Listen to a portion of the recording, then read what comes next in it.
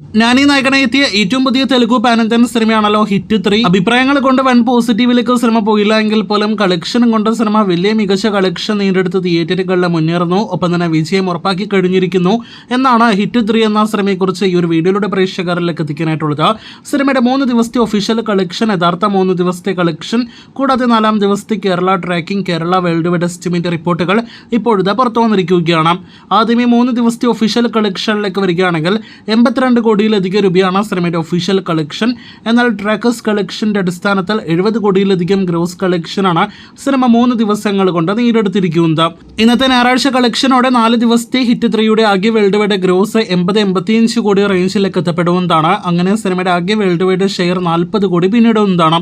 സിനിമയുടെ world wide break even share എന്ന് പറയുന്നത് 50 കോടിയാണ്. 50 കോടിയിലേക്ക് സിനിമ എത്തപ്പെടണമെങ്കിൽ 100 കോടി വേൾഡ് വൈഡ് ഗ്രോസ് നേടിയെടുക്കണം. അത് ഈ ആഴ്ചയിലെ അടുത്ത ദിവസങ്ങൾ കൊണ്ട് തന്നെ നേടിയെടുക്കുമെന്ന് ഉറപ്പാക്കപ്പെട്ടിരിക്കുകയാണ്. അങ്ങനെ ഹിറ്റ് 3 എന്ന സിനിമ വേൾഡ് വൈഡ് ബോക്സ് ഓഫീസിൽ വിജയം ഉറപ്പാക്കിയിരിക്കുന്നു. ഇനി കേരളത്തിലേക്ക് വരികയാണെങ്കിൽ കേരളത്തിൽ ഇന്ന് മികച്ച ട്രാക്കിംഗ് കളക്ഷൻ വർധന സിനിമ നേടിയെടുത്തിരിക്കുകയാണ്.